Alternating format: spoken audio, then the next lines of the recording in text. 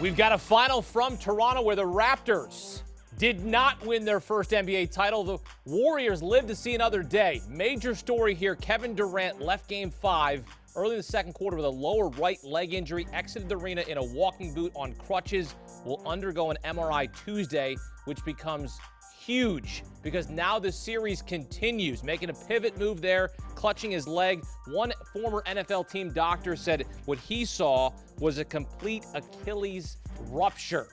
So we'll wait on the MRI on Tuesday. As for how the game went down, it was wild. Just over 5 minutes to play. Warriors up 2. Kawhi Leonard for 3, and he went off late in the fourth quarter. Kawhi looking to win his second NBA Finals MVP, knocks down another 3. Kawhi Leonard scored 10 straight points for the Toronto Raptors. Down 4 here with 3:30 to play. Bucket good here, and Kawhi Leonard trying to will the Raptors to an NBA Finals victory. But Steph Curry, the Splash Brother, ties it at 103. Then his fellow Splash Brother, Klay Thompson for 3, buries it, 106-103 Golden State. Now, Golden State made a couple mistakes. Draymond Green over and back. DeMarcus Cousins offensive foul. Last chance for Toronto. Down 1, 7 seconds. Kyle Lowry, And the Warriors win it by 1, 106-105 to force a Game 6 back in Oakland on Thursday night, where it will be the final game at Oracle Arena before they move to their new billion-dollar arena, multi-billion-dollar arena in San Francisco. But right now, the Warriors have lived to see another day. 106-105. Steph Curry and Klay Thompson combined for 57 points in this one. Steph Curry, 5 of 14 from 3. Klay Thompson, 7 of 13. They combine 20 of 42 as a team are the Warriors from beyond the arc. Not so good for Toronto, just 8 of 32. Kawhi Leonard gets his, doesn't go for 30, goes for 26, and doesn't get enough help from his supporting staff here as the Warriors claw out a victory on the road.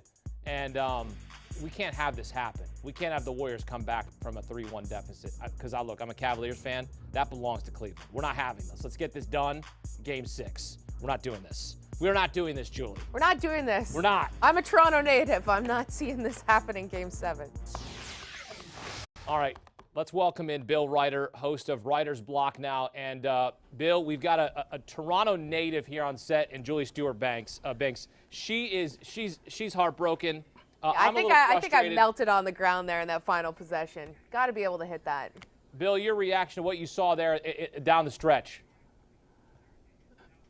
Well, I have heartbreak for JSB and Toronto fans everywhere. Obviously, there's a lot of basketball we played. My reaction is greatness, complacency, and luck. And we saw greatness from Kawhi Leonard. You mentioned, Akeem, the 10 straight points. He was phenomenal. Steph Curry hit a huge shot. Klay Thompson hit a huge shot. And in a lot of ways, the Warriors deserve to lose this game. The backcourt violation by Draymond Green is unacceptable.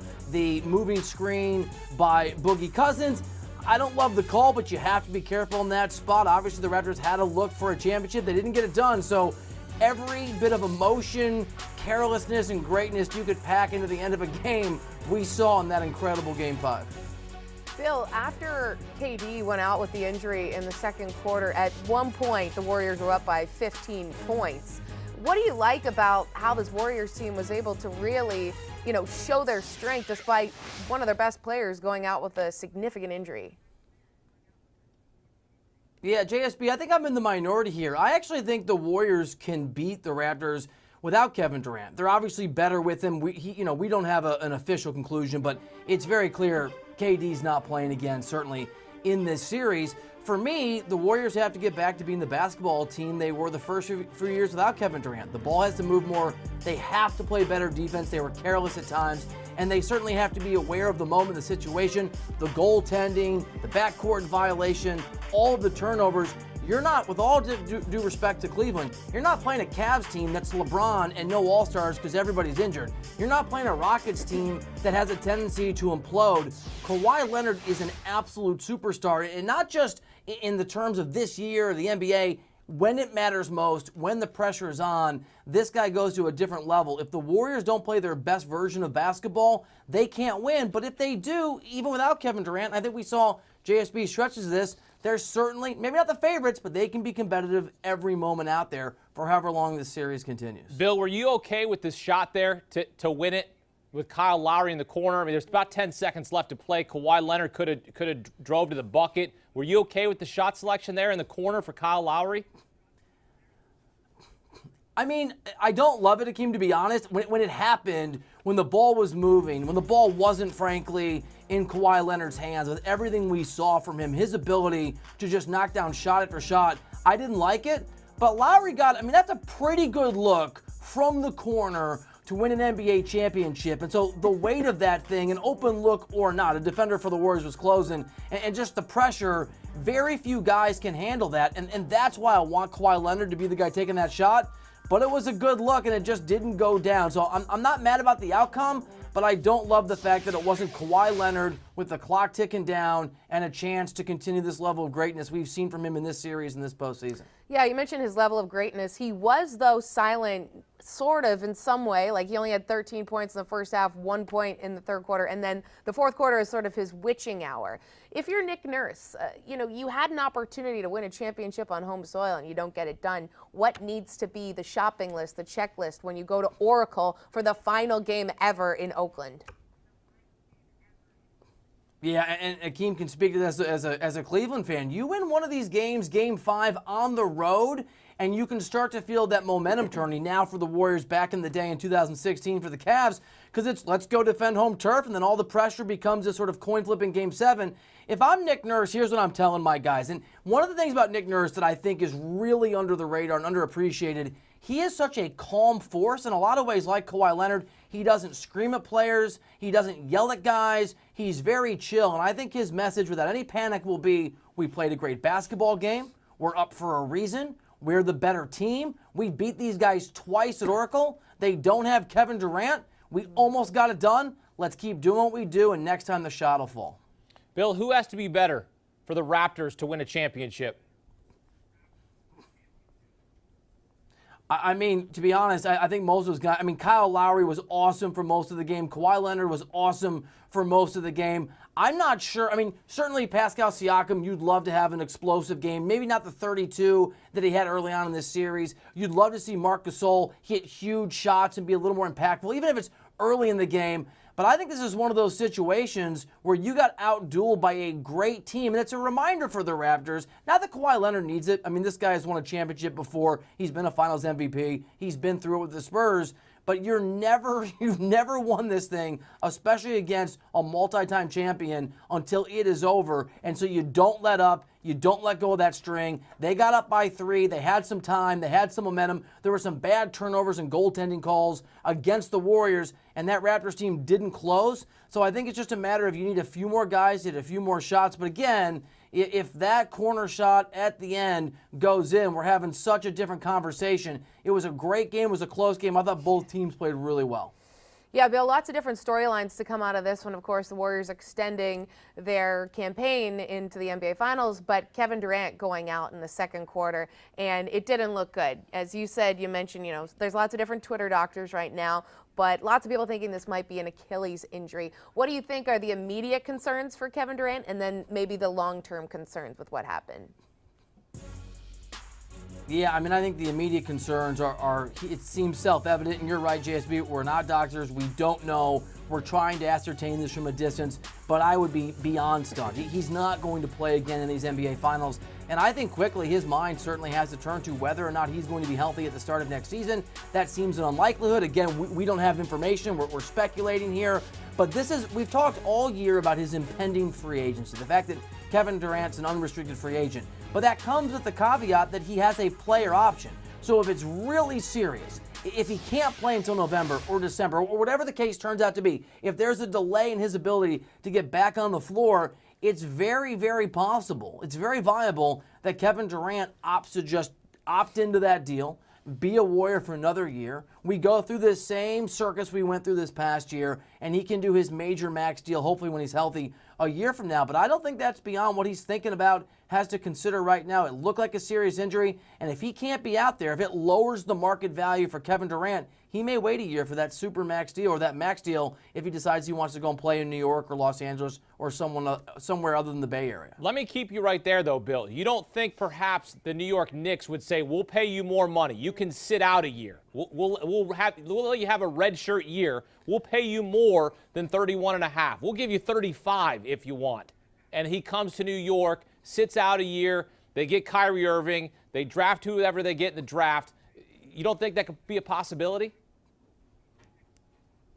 Oh, I think it's entirely possible. I mean, with James Dolan, I think anything is possible. And I think you're right, not just the Knicks. There may be teams, again, depending on what the medicals say, we don't have the information, who just understand that you eat 6 months or 4 months or whatever it is of sunken costs in that contract to land Kevin Durant.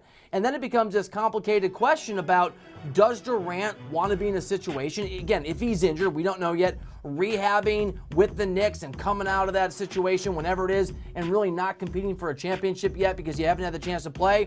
Or does he want to say to himself, you know what, I'll do the one-year deal. The Warriors, I know what they are. By the time I'm healthy, we'll have a chance for another ring. I mean, he's not as mysterious a character to try to get into the mind of Kawhi Leonard, but he's a close second maybe of superstars in the NBA. None of it would surprise me. Somebody making an offer like that, Kevin Durant deciding to do it, Kevin Durant saying, you know what, to hell with it, I'm going to stay in Golden State. Nothing that Kevin Durant decides, particularly if he's injured, is going to surprise me over the coming months. Warriors extend the series for it's a Game 6 back in Oakland on Thursday night. Bill Ryder joining us here on CBS Sports HQ. Bill, thank you.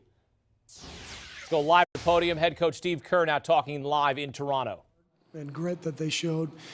And on the other, I'm just devastated for Kevin. And so it's a bizarre feeling that we all have right now.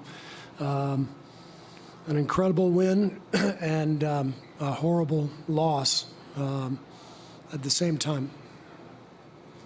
Arash over on the left side here. Steve, to your left, Arash Madain with Sportsnet. How many times have you seen the Stephen Clay show just take over a game and deliver when it's all on the line? I've been here 5 years, so I don't know, 100+ games times 5 years. I've seen it an awful lot. Doesn't happen every night, but it seems to happen most nights. They're amazing. They're amazing competitors, great shooters. Mark Jackson said it years ago. They're the best shooting backcourt of all time. And but maybe what people don't know is how competitive they are, and I thought that showed tonight. Mark in the front. Mark Medina, Bay Area News Group. We obviously got some of the information regarding Kevin and Kevon with his injuries, but is there any new information to report as well? I believe Bob Myers is going to come in and speak on the health front. I don't really know much. Bob was back there during the game. He'll have more information.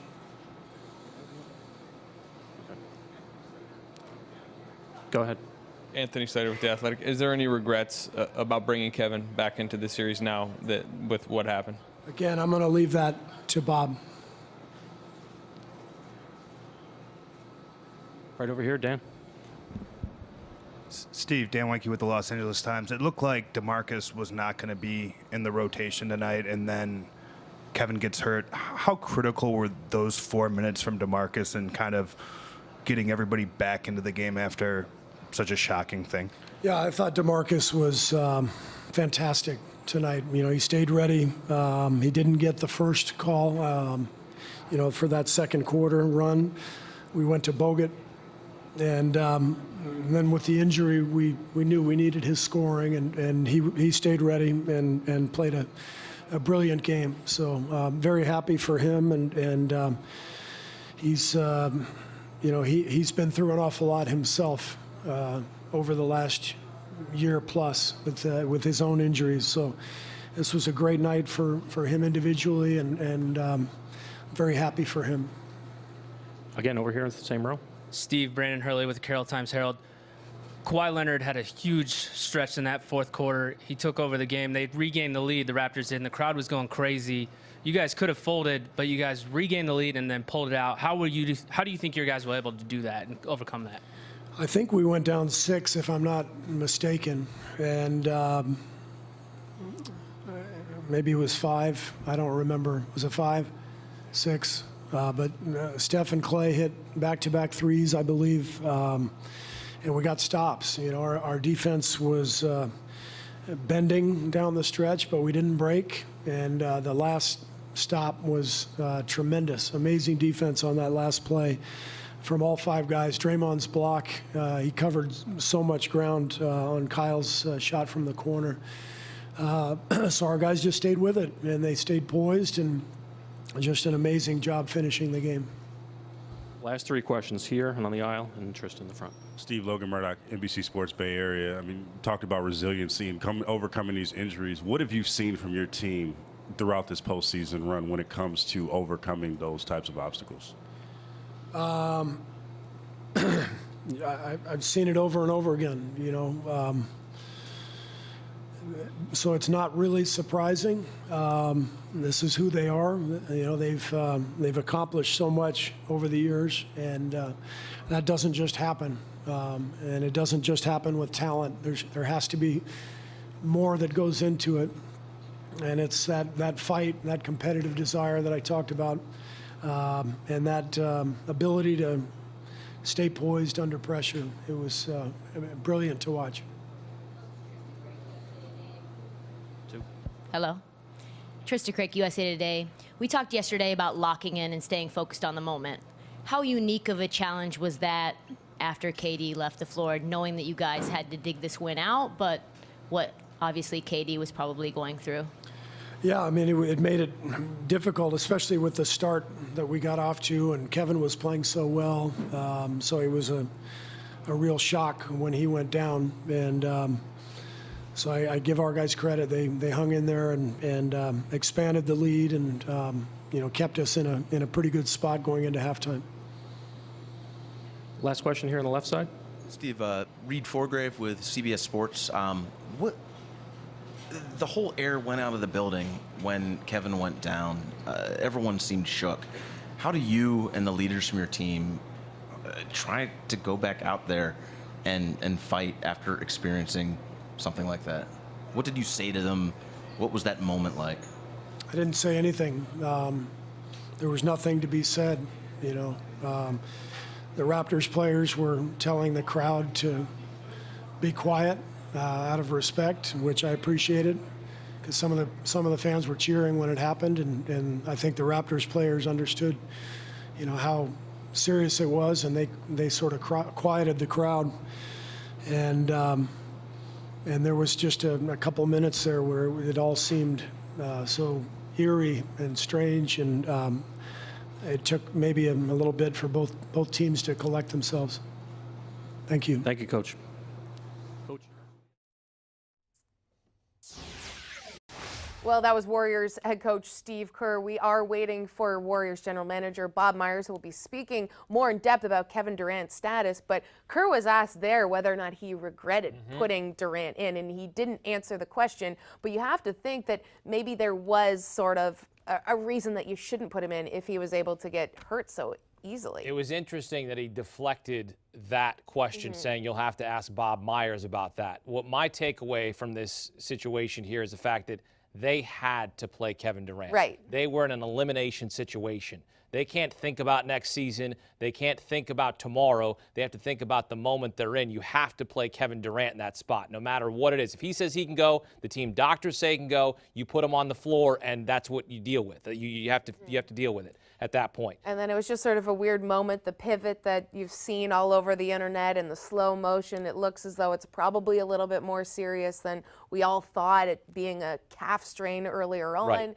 He is getting an MRI, and we'll be hearing about it soon from Bob Myers. But the fact is, he did score 11 points, He did. too. Look, you're a former athlete. I'm a former athlete. We saw the video. We both know he's done. Yeah. Like, he's not coming back from that. There's He's definitely not coming back this year. There's potentially 2 games left. He's not coming back for the second game. It's not Michael Jordan flu game. We're talking about a potential major significant injury, a ruptured Achilles. I mean, that takes months. Yeah, and then months. this has implications for his salary, for other potential teams he might have gone to in free agency, the Golden State Warriors. So a lot of people held their breath in that moment. And then when you have the GM about to speak, you can only assume, and I know you don't want to assume, but you can only assume that he's going to deliver news that says Kevin Durant is out for the rest of the series. Meantime, as we wait for Bob Myers, Raptors head coach Nick Nurse now at the podium. Let's go live back out to Toronto. Mark, first question on your right. Hi, Nick. Mark Schwartz, ESPN. What was the moment like for you and for your team when Kevin Durant went down, was injured, and was helped off the court? Well, for me, I really felt for him, right? I know he was probably not 100%, and he gave it a shot tonight, right? And just made a, kind of a move on his own, and he went down kind of on his own, I think, without a collision or landing on something, so you knew it was probably, not good, But the moment for me is I mean, I love KD, love watching him play, and I when anybody goes down, you're saddened by it. But when one of the great players like that goes down, it's almost shocking. Next question, fifth row. Nick Lewis, Atzman, Raptors Republic. It seemed like after that, the next few minutes, execution waned on both sides. The crowd quieted down.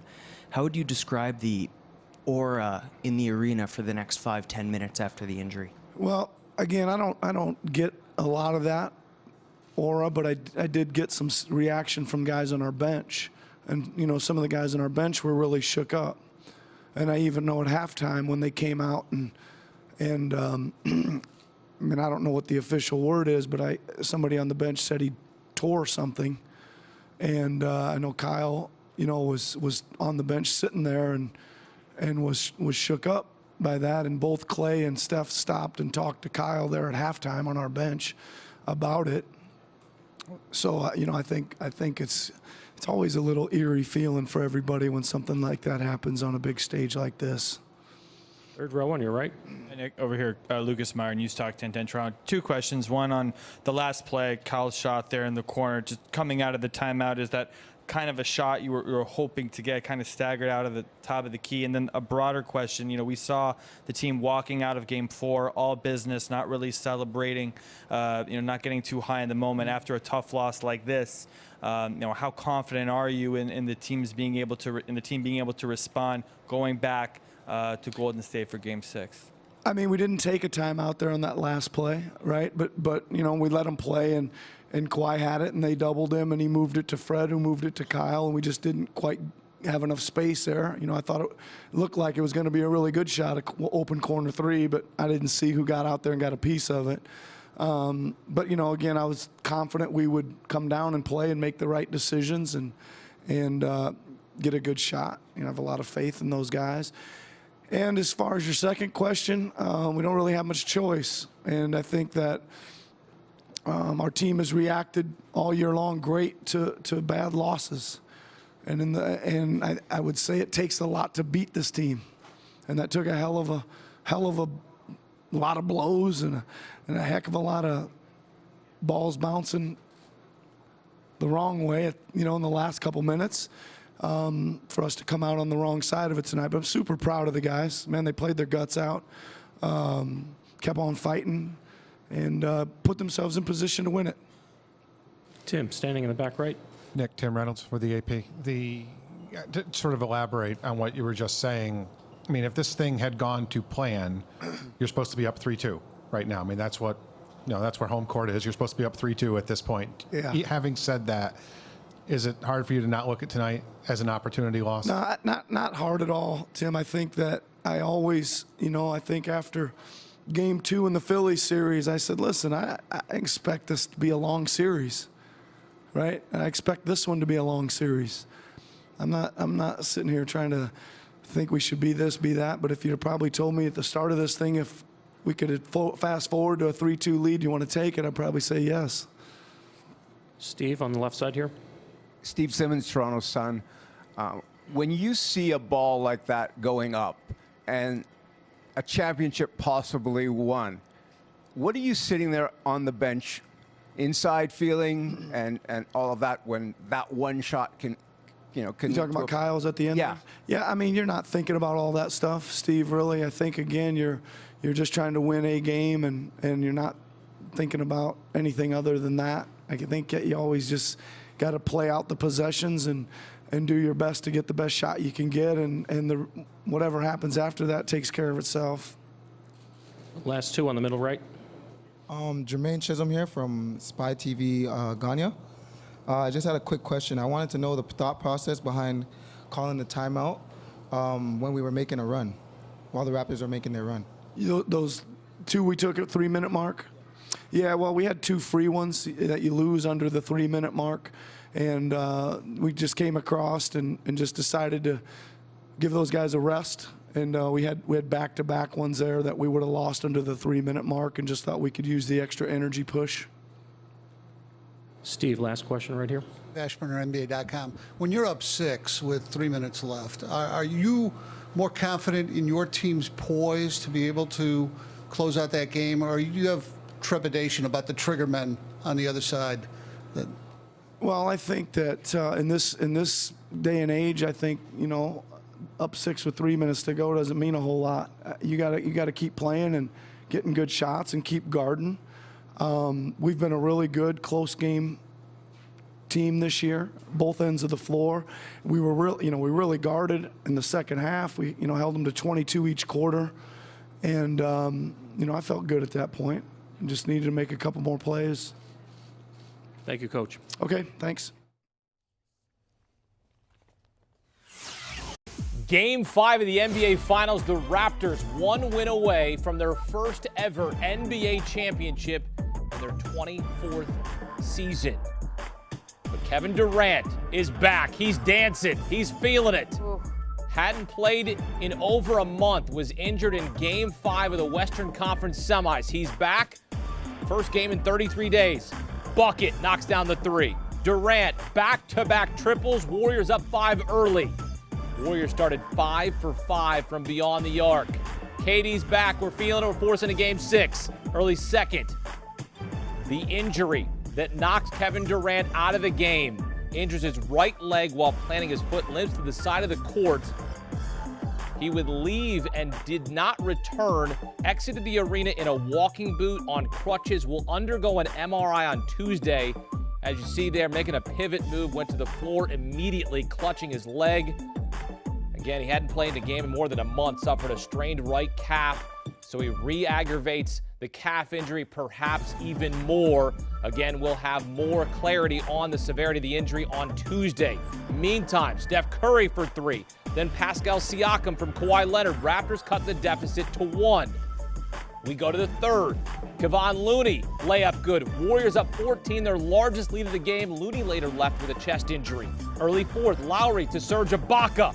Raptors down 3. Here we go. Couple minutes later, Kawhi Leonard, let me get that steal. Gets it away from DeMarcus Cousins to Norman Powell for driving and dunking. Steve Kerr, golly gee willikers. Thought Kawhi traveled. Next Raptors possession. Kawhi for 3. Raptors go up 1. First fourth quarter lead change of this finals. Then Kawhi for 3 again. Then Kawhi pull up buckets. Raptors up 6. He scored the last 10 Toronto points. Kawhi, 26 points, 12 rebounds, 6 assists. Under 1:30 to go. Curry, catch, shoot, buckets. Game tied at 103. Next Warriors possession. Klay Thompson, his fellow Splash brother, knocks that down. Warriors back up 3. Now Draymond Green committed a backcourt violation, would lead to 2 points for the Raptors. So ensuing Golden State possession, under 20 seconds left, Raptors down 1. DeMarcus Cousins, what are we doing? Offensive foul. Raptors get the ball back. 15 seconds to play. Down 1. Kyle Lowry for the NBA championship. No. It goes begging. And Steph Curry and the Warriors live to see another day. The two-time defending champs are not done yet. 106-105, forcing a Game 6 back in Oakland. It will be the final game at Oracle. Warriors are the 5th team to win an NBA Finals game by 1 point when facing elimination. Warriors. 1. It's a push. Wow. Under hit to 217.5 as the Warriors force a Game 6. Kyle Lowry now live at the podium in Toronto. All the air goes out of the building with the I mean, just asked, but I was just asking if he was okay. That was it. And the emotions, I don't know what their emotions are down there, but like I said, in this league, it's a smart brotherhood, and we don't ever want to see any of our fellow brothers go down. Last question in the back right. Hey, Kyle, Joey from TSN 690 in Montreal. The Warriors hit 23s tonight. Is that just the case of them making shots, or do you guys feel like you could have done more on the perimeter? I think the fact that, Steph and Clay were able to get off 14 and 13 threes is too many. They got off way too many threes. I mean, for guys like them, they're going to make. You give them that many threes, they're going to make them. They're going to make some. So no, we let them get too many threes off. Thank you. Thank you, Kyle. All right, so Kyle Lowry had a chance to win it there and give Toronto its first NBA championship. They're going to have to try again on Thursday in Oakland, where Steph Curry and Klay Thompson will look to get to a Game 7. But the Warriors, they went off. Especially Klay Thompson, Steph Curry. They combined for 57 in this game. 12 three-pointers between the two of them. As a team, they hit 23s. All right, let's go live to the podium now, back to Toronto, where Warriors GM Bob Myers is now addressing the media. Let's listen in live. He'll start with an opening statement on KD and take a couple of questions, realizing we're not going to have more answers until tomorrow. So go ahead and start, Bob.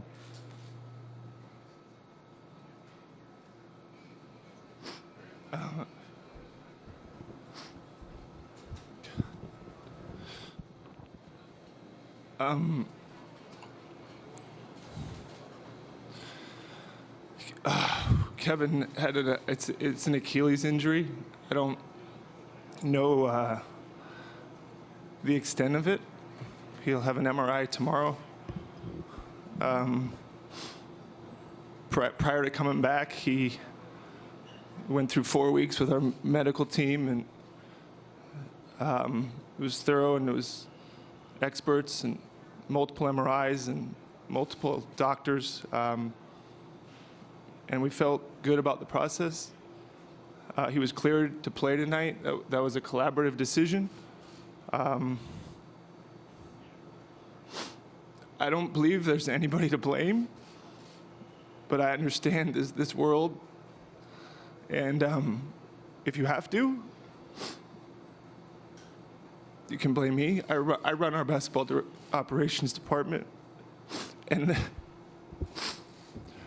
let me tell you something about Kevin Durant. Kevin Durant loves to play basketball, and the people that questioned whether he wanted to get back to this team were wrong. And I'm not here to... He's one of the most misunderstood people. He's a good teammate. He's a good person. It's not fair.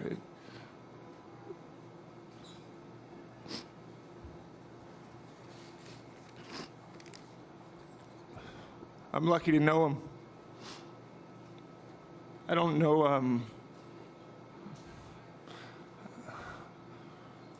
I don't have all the information on what really, the extent of what it all means until we get an MRI. But the people that worked with him and cleared him are good people. They're good people. Mark, first question in the front. Bob, Mark, Medina Barry, News Group. With all due respect, what's your reasoning to point the finger at you?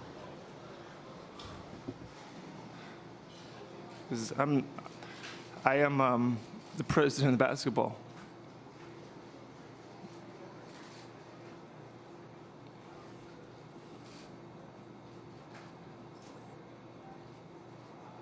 If you have to. And I don't think there's anybody to blame, but I get it. That stuff happens. I hope nobody does. I don't think it should land on anybody. But if you feel like you need to,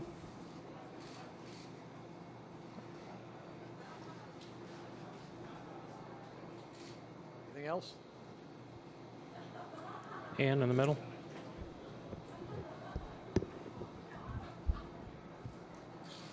Ann Killian, San Francisco Chronicle. Can you just talk about Kevin's emotions and how he is feeling right now? you know, sports is it's people. Sports is people. I know Kevin takes a lot of hits sometimes, but he just wants to play basketball. And right now he can't. And basketball has gotten him through his life. So it means, I don't know that we can all understand how much it means to him. He just wants to play basketball with his teammates and compete. Last question. Chris over here on the left. Chris Haynes, Yahoo Sports. Bob, to your left, over in the corner right here. Initially, you guys diagnosed him with a calf injury. Was that the pure, full-out extent? Was it a calf injury? Now, what happened tonight equated to an Achilles injury? Yeah, the initial injury was a calf injury. This is not a calf injury. I'm not a doc. I don't know how those are related or not. But it's a different injury. Thank you, Bob. All right, that was Bob Myers, Warriors general manager, clearly emotional, as we now know that it is an Achilles injury. You and I had talked about it. We speculated that it was an Achilles injury. The way it looked like it popped in a way. When you look at it, you know that it's bad. He did confirm there, though, that the initial injury was a calf injury.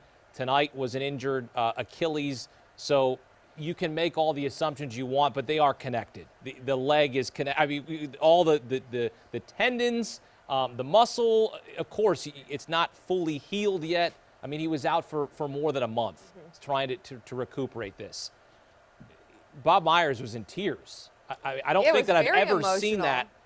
I mean, in an NBA Finals situation. Yeah, I don't think we've ever seen anyone in a position of a president of basketball operations feeling that way over something like this. We now welcome in our CBS Sports reporter, Colin Ward-Henninger. Colin, you cover the Warriors. You've been around all these people for months and months. What do you expect and what do you make of the news that we just heard from Bob Myers? I mean, just absolutely devastating. That was such a roller coaster of emotions just throughout the game, not just the actual basketball that was going on, but obviously what happened with Durant. To see Bob Myers in tears on the podium like that is just heartbreaking, and it makes you remember that these guys are human beings, that we watch them play basketball and we criticize them and we say they should have done this, they should have done that, but at the end of the day, they're basically a family. They spend as much time with each other as they do with their families, if not more, and it's just, it really makes you feel for the Warriors in this situation, but at the same time, they did get a huge victory. Colin, I want to ask you, because we heard one of the questions in the press conference asking about playing the blame game here, and Bob said it was a collaborative decision. Do we really have to blame anyone in this situation? I mean, the Warriors were up against the wall. I mean, this was an elimination game. They were kind of forced to have to play Kevin Durant in this game, whether he was 100% or not. Yeah, I don't think blame is really the right word for it. It's just the situation that they were in. Obviously, Durant wanted to play or he wouldn't have been out there. It's not like anyone forced him to get out on the court. But according to all their medical evaluations, they made the determination that it was okay for him to go out there. And he said that, you know, we're going to watch him.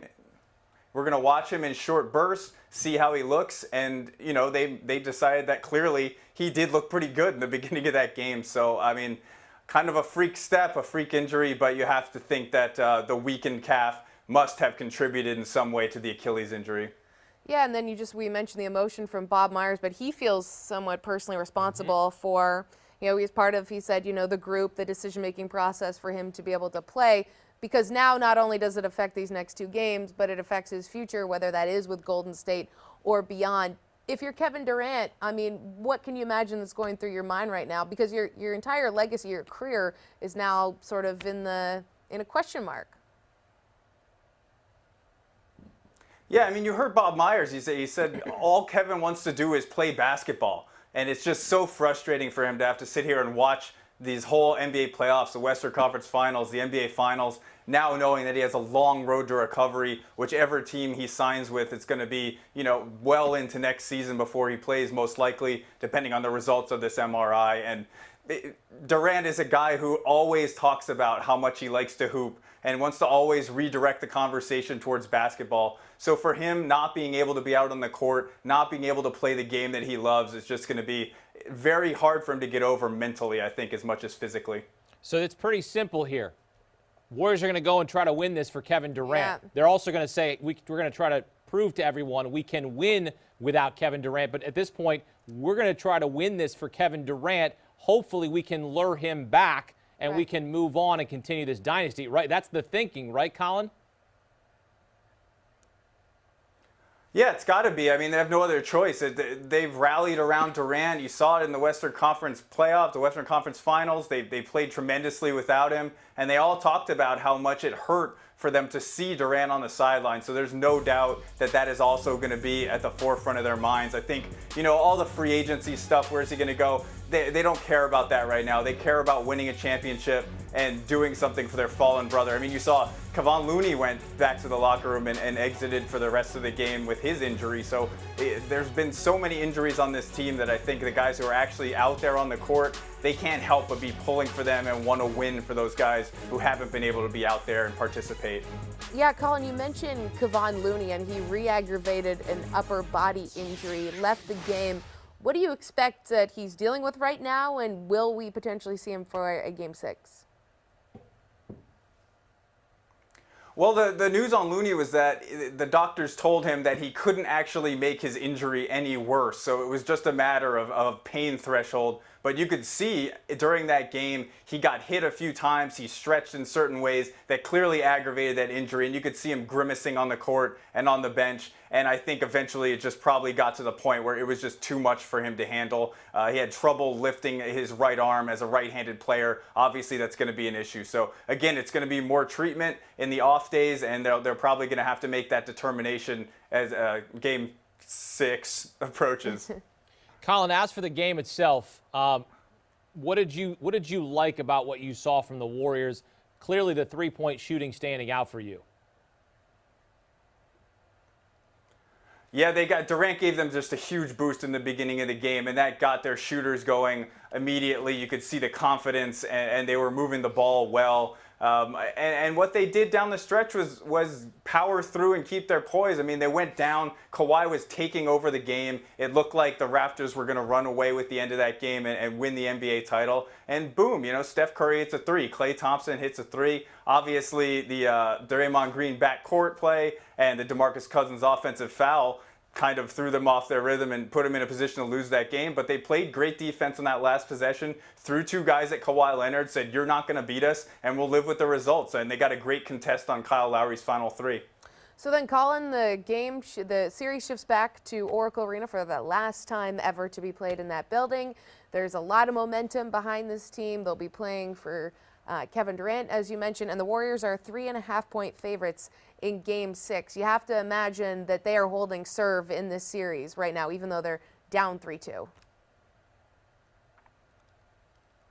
Yeah, that was it was such an odd scene after Game 4 when they lost, and people kind of walking slowly towards the exits thinking, was this the last game that we're ever going to see in Oracle? And it would have just been a horrible way for that arena to go out. So obviously they get a chance for redemption here in Game 6. That crowd is going to be insane, especially knowing that this is going to be the last game there. There's going to be all sorts of presentations and montages on the video screen. So if the Warriors needed any more motivation, they've certainly got it coming back to Oracle Arena for the last game.